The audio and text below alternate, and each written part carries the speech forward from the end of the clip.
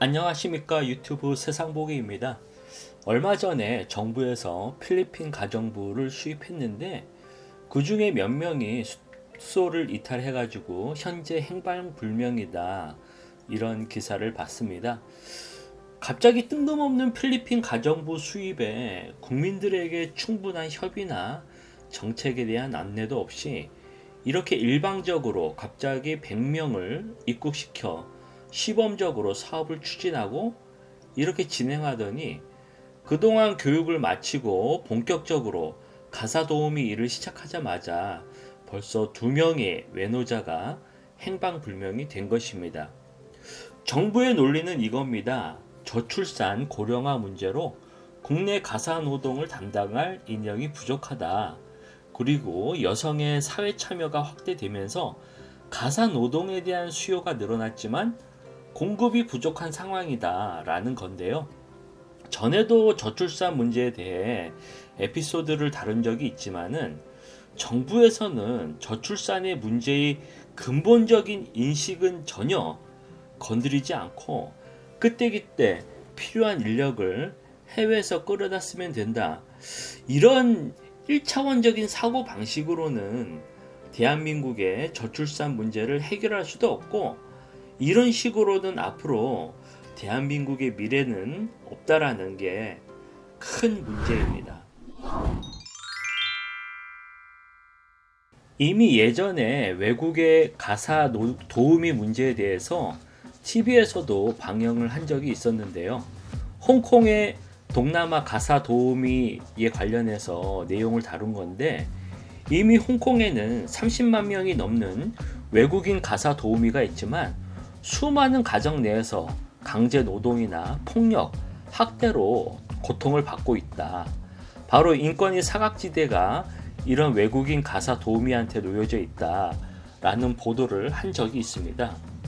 아직까지는 우리나라에서는 외국인 노동자가 들어와서 일한 지가 몇십 년 안 된 그런 국가이기 때문에 뭐 그렇게 호의적이지는 않지만 그나마 뿌리 깊은 차별이라든지 멸시가 기존의 외노자들이 200여 년 전부터 일했던 선진국들보다는 솔직히 그렇게 크게 비화되거나 문제가 되지 않는 게 아직까지는 현재입니다.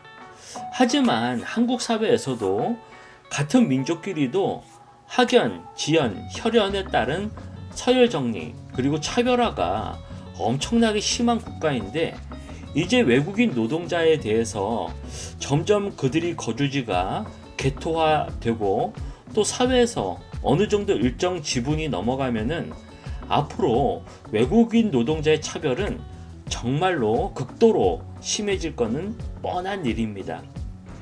그리고 벌써 필리핀 가사 도우미 급여에 대해서도 문제가 되고 있는데 원래 기존에 230만 원 정도 되는 비용이 문제가 크니까 100만 원 정도로 낮추자라는 의견이 대두되고 있습니다.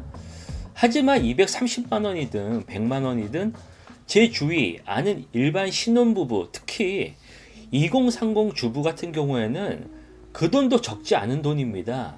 그리고 그 돈이 있다고 해도 그것 때문에 아이를 낳고 저출산이 해결된다?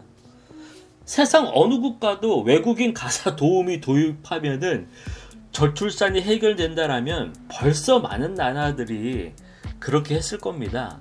심지어는 홍콩이나 싱가포르 같이 수많은 외국인 가사 도우미를 활용하는 국가들도 여전히 저출산 문제에 직면해 있습니다.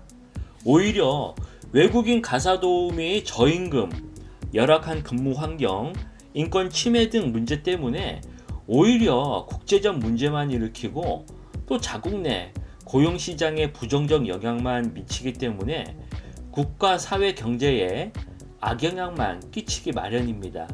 현재 대한민국에서 필리핀 가사도우미 신청한 가구가 약 40%가 강남 3구에 몰려있다고 보도가 되었는데요.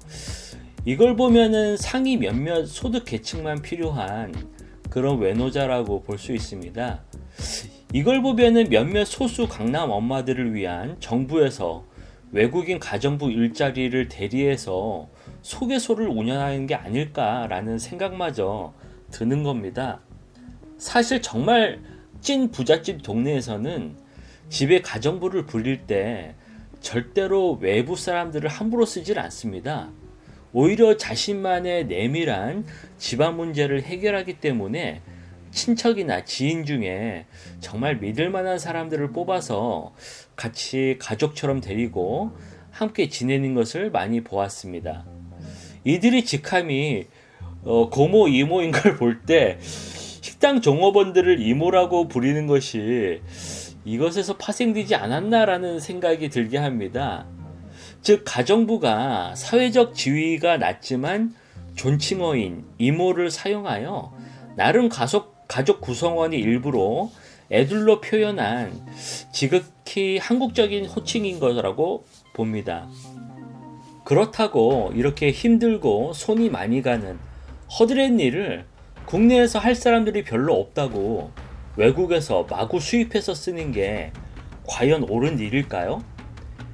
이와 똑같은 일이 이미 프랑스에서는 60년대에 일어났습니다.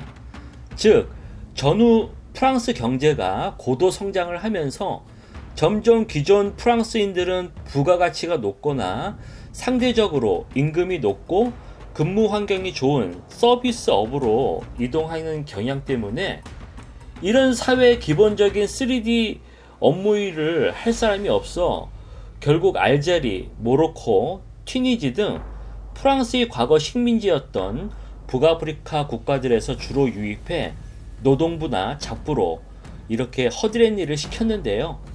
시간이 지나서 결국 파리 외곽, 생든이나 끌리쉬 이런 곳에 아프리카 아랍인종이 대규모로 모여 살게 되면서 거대한 빈민촌과 우범지대가 되었고 대낮에도 여자 혼자 다니기 위험한 곳이 되었습니다.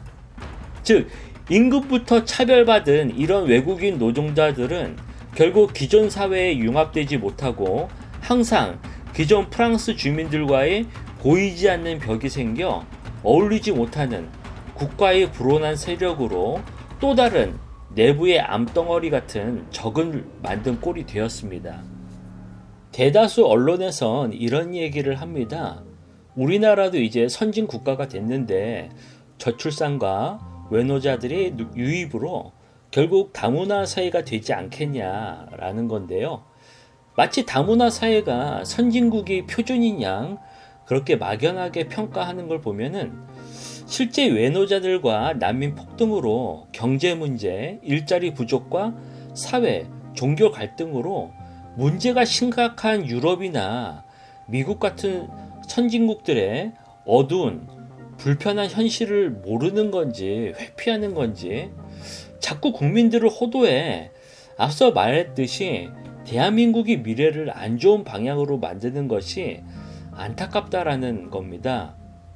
이번 필리핀 가사 도우미 수입 사태를 보면서 드는 생각은 굳이 열지 않아도 되는 판도라의 상자를 열어버리기 아닌가라는 겁니다. 오늘 내용은 여기까지입니다.